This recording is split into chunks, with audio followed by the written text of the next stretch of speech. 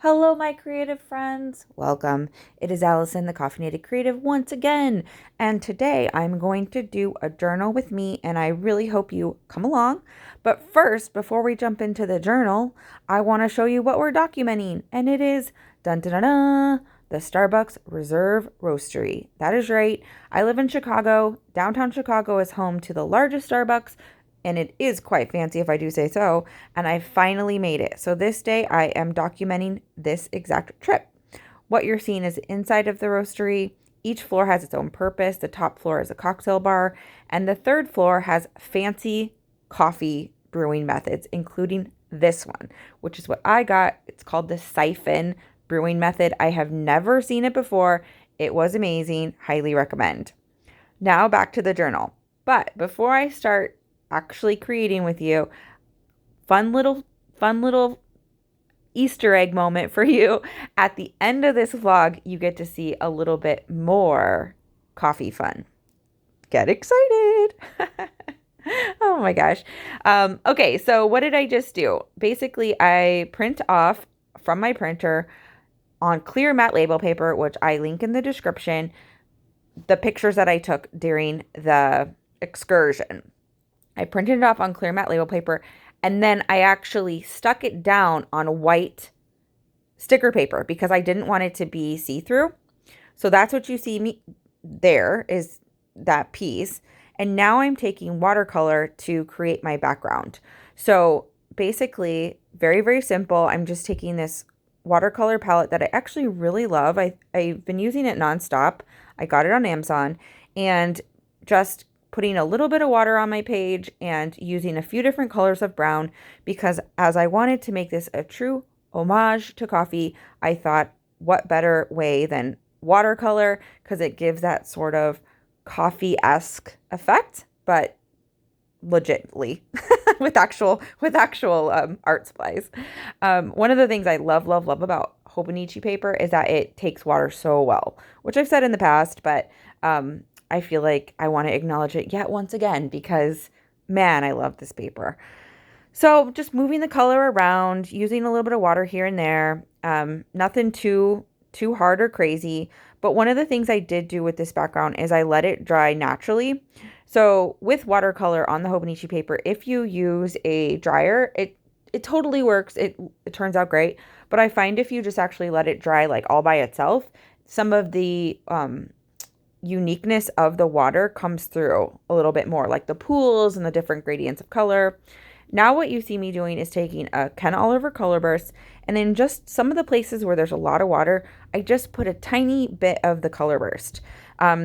It was a very dark brown color, and I wanted to give that like coffee grinds effect, and I think I got that. Then I've been cutting out the stuff that I plan to use on the spread. So those butterflies came from a piece of paper that I cut out. And then I have a few more pictures. One of myself taking a selfie with my coffee, of course. One picture, which is kind of hard to see, but of the final result of the siphon coffee that I mentioned earlier, which is the sort of focal point, I suppose, of the page, which you see me trying to adjust right here. And then the third picture is actually of a coffee plant. So at the roastery, they had coffee plants, and I don't think I've ever actually seen like a coffee tree or a coffee plant. So I had to take a picture and put it in my journal. Right now, what you see me doing is just trying to figure out like where everything should go. And I am, believe it or not, letting the water dry. You'll see how I'm being very like careful. I'm not pressing anything down because as more and more dries, I'm getting impatient and I want to start planning my layout, but the water is not yet dry at this point. So I don't necessarily recommend that, but hey, you know, this isn't perfect journal land. This is just my journal land. Okay, so now what I'm doing, I've kind of got an idea of where I'm going to put everything. So I've gotten out my handy glue stick and I glued down those butterflies. And then I stuck down the words Starbucks Roastery. I probably should have put Reserve, but I didn't. I just put Starbucks Roastery.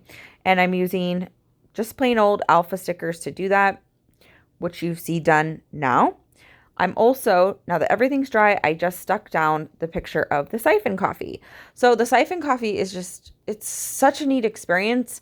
If you're really into coffee, I recommend going to the third floor of the roastery if you're ever there, because there's all these different brewing methods, which you can obviously choose to purchase. And then, like, literally, the lady was, or the girl, I should say, or the employee was in front of me and my family just explaining everything, which was just really, really cool. It was more than just like, here's your coffee, goodbye. It was a whole, I would say, 7 to 10 minute experience, which, hey, I'm here for it. So I've stuck down all of my pictures, and now I am just doing some embellishment. I have this very fun coffee bean stamp, which I really, really like. And I'm using some Distress Oxide ink because I don't want it to completely bleed throughout where the coffee is, to sort of give it a little bit more visual interest. And now I'm trying to figure out where to put this heart sticker, and I decided to put it right there. And now I am putting my date and my day. So that is a sticker printable that says Friday. And I think I got that from PocketJournalPam, not totally sure. And then the 28 to mark the actual date, the day of the day, was from, I believe, February and June, but I obviously cut it down. So now I'm trying to sort of think, okay, what else do I want to do? And I decide to add this one more little stamp, and it is basically sort of like a sewing strip, which I believe I got on AliExpress. And I just put the sepia VersaFine right onto it instead of moving it to a block, which, you know, is what it is. But it worked out great. And now I'm pretty much done with the aesthetics, I guess, of the page. So now I'm doing my journaling, just talking about like what we ate. I had really good tomato basil soup. My husband got a sandwich, and that's basically how the page turned out. So here I'm showing you the details so you can kind of see how it all turned out. It is just one page. Sometimes I do a 2-page spread, but for this journal with me, I decided to just do the one page. What do you think? And now for the extra fun bonus coffee vlog. I thought I would share with you how I make my coffee. So I use a clever, which is that plastic thing you see. I grind my beans. I put it in the filter. I get my water really hot. I submerge the the water with the beans. I mix them all up. And then what's cool about the clever is you can wait and for as long as you want to actually steep it, or I'm sorry, to brew it. And so now it's brewing, it's going through all the beans, and it's going through the plastic thing to my cup. There you see it. And I'm going to put 2, 3, maybe 4 little drops of mint, and there you have it.